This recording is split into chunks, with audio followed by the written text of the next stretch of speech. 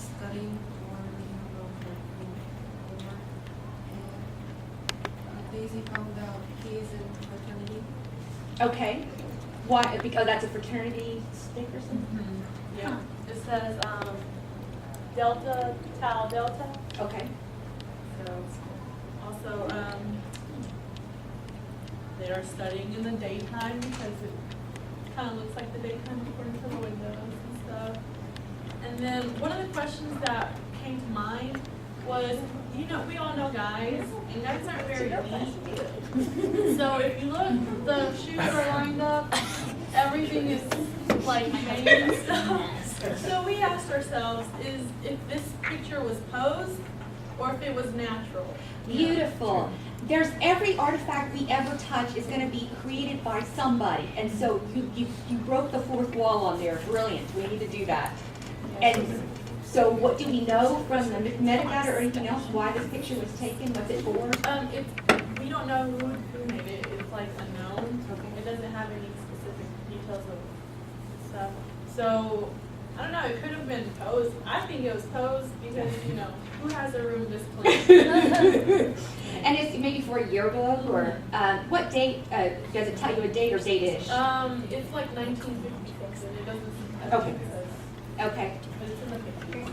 So the questions that you had about the photograph and its origins, and you did discover something about the dorm. Do we wonder about who those guys are? Are they even students? We assume they are. That they didn't bring models, but what other questions do you have, and how might you be able to find answers to some of these questions? And are they answerable? I don't think they're answerable, like the question we did have, because we don't know who took the picture. I mean, we could probably post an ad and something. Does anybody remember taking this picture? But chances of that happening. And the other thing too, as we're searching for research questions in the questions that images raise, we might ask ourselves, like, what would be a fruitful question? I mean, what could we learn by knowing who took this picture? That might yield an interesting story.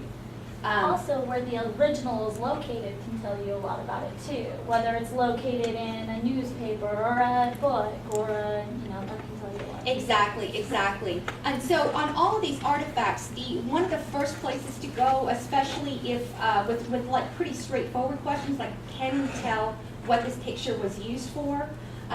Those are things we would take to the archivist here. Andrea Weddle is the director of special collections here, and she can tell us something about that. We'll bring her in at some point to talk to us. But as some of the things we can figure out by digging through other places. So yeah. So anything else? What's on the walls and what's on the bookshelves? Can we tell anything from that? Books. We can't really. Yeah. We zoomed in. We couldn't tell what it was. We're zooming from our little Yeah. We were watching an episode of something last night. I was Sleepy Hollow. Sleepy Hollow, and the guy is standing looking like he's doing some research next to this bookshelf, and the two books above him say simply science. so yeah, that's what he was researching. I love it. Heavy duty stuff. Okay, thank you guys. Bravo. Was anybody else doing the dorm, this first dorm picture? Okay, go for it. Tell us some more. Yes. Do we have to go through our whole thing again, like what they did? How about the last couple questions? Did you notice anything they didn't notice? We kind of noticed the same things they did. We noticed the fraternity, that this guy was in fraternity. We kind of were curious about how clean the room was too, because they are two guys, and one like their beds were easily made. Like I said, there was either just Girls left, are messy like, too. fixed before this and they left, or like it was closed. One of them. I don't think it's exactly that clean.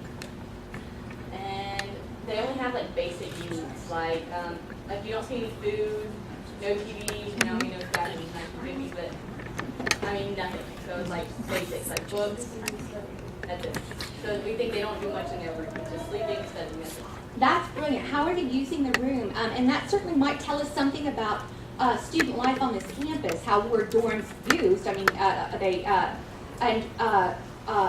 where was this dorm, and does it still exist? Is it an all-boys dorm? Where's the bathroom?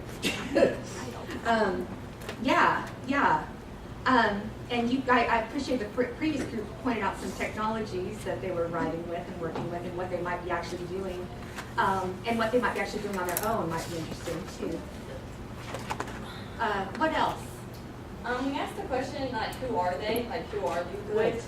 And, like, she had some really good ideas. Like, we know the fraternity, like, we could go to that fraternity and maybe find out who was in the fraternity at the time. Nice. Or if it was set up, like, with a yearbook, then odds are these people's names are in the yearbook. And in 1950s, there weren't, like, 7 dorms like there are now. So, I mean, it's going to be, like, you could go and probably look up records and figure out, you know, who was in, or you could, like, find someone who went to school back then, maybe someone that's still around, who might kind of know something more about the picture.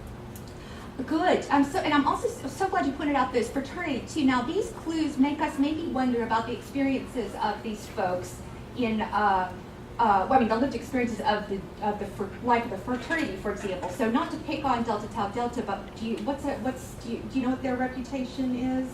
I don't know much about it too. I don't know. Is it a party group, or I don't know anything about them, but I mean, what was the fraternity like then, and what were both of these kids in it? Were they the typical members? And if you walked around campus, would you see these clean cut boys mostly, or what would you see? And also, we wonder, since we only know what date is it? 1950 or 1950s-ish, circa? I don't know. I think it was, yeah. So we also want to think maybe about what's going on in the world in the let's say 1950. What's happening then in the world, in the nation, in the state? I mean, we're not that far away from World War II and the atomic bomb. We are gearing up for the Korean War. I don't know.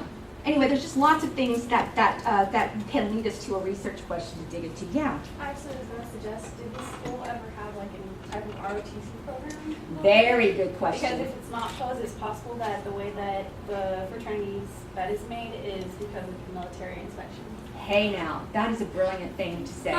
Because, and now here's another taste of something, and why I know you're onto something, because James G.G. He was in both world wars. He'd risen to the rank of colonel. He was our president this time from 1947 to 1965. He was obsessed with making sure students were trained on this campus to effectively push back the Red Scare. I mean, everything was the Red Scare for him. He was also a really dedicated segregationist. So that's part of his history too, though he was the guy who oversaw desegregation. The story goes that he said he would drink his own blood before he'd let in a Negra, he would have said, in South Carolina at the time. He didn't say that word, but close, N-E-G-R-A. And apparently Governor Connolly at the time, who was the governor when we desegregated, said, well, I hope you're thirsty to drink up your blood because you're doing this. Anyway, so yes, one of his major pushes, what he really wanted to do was get the ROTC here, and he did it. So maybe these fine boys get their picture taken because one of those guys, those could very well be military corners. So awesome. Yes. What else? Anything else? That's it all, pretty much. This guy has better eyesight than the other. Hey now. Yeah, that's really far away to reach. To my old eyes, yeah. There you go. And he has glasses on this one. I think he has glasses. I think so too. It looks like that's the case. All right, thank you guys. Bravo. All right, let's see what comes up next on the screen. I'm just gonna work my way down.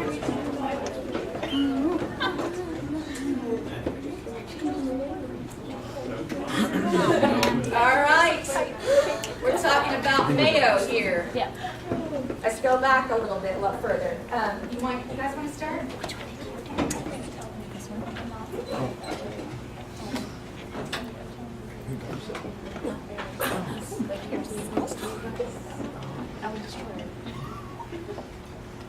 Hello, Hello. Hi. my name's Ronnie. This is Audrey, and I can't read your handwriting. We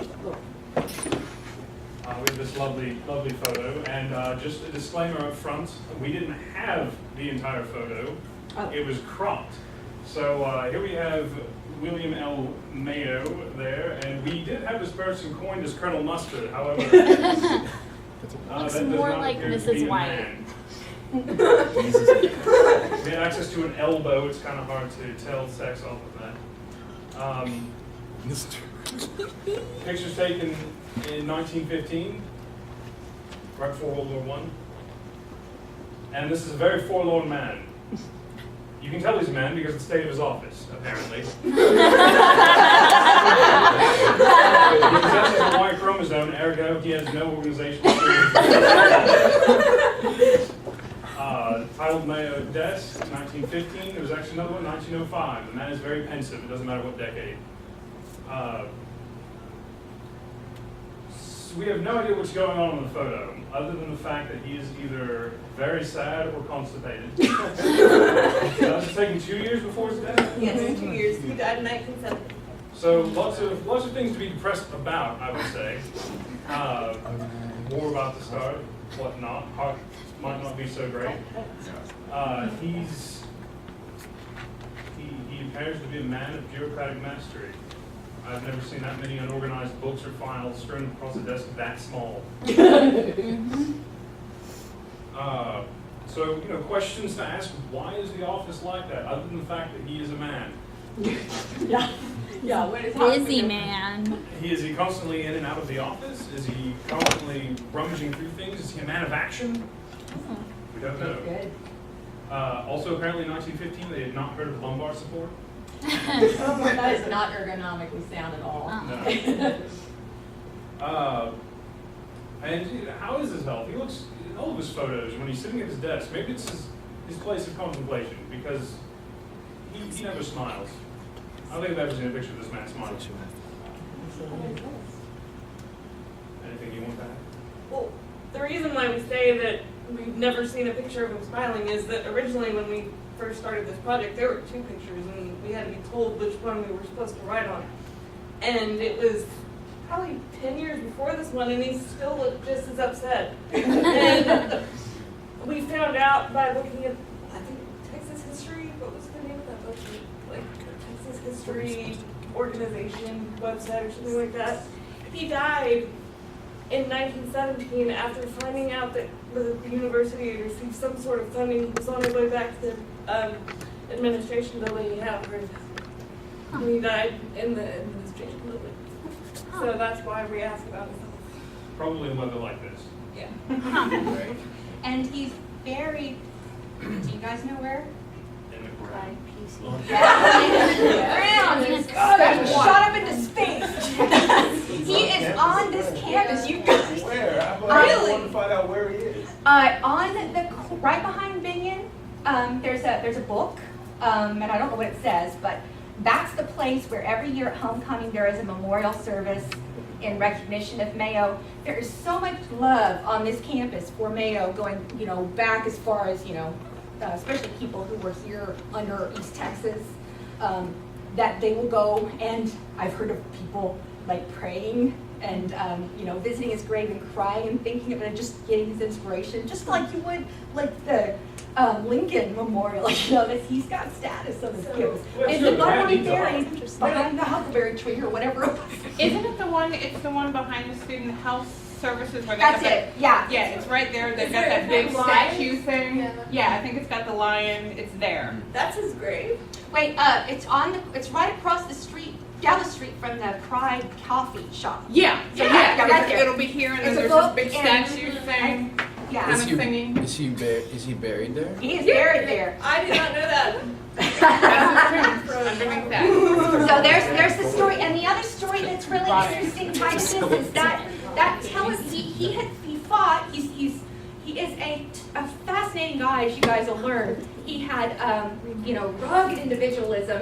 He came from the mountains of Kentucky, and he wanted to set up this college, and he set it up in direct opposition of the elite stuff he said was going on. He said, you know, he's an incredibly good teacher, and his push was to let anyone in, regardless of their ability to pay, regardless of their previous educational experiences, because a lot of folks around this region at the time didn't have access beyond 8th grade to college. And he also was equally heavy push for the women of the college to be equally involved. And if that's his wife, which I think it probably is, Etta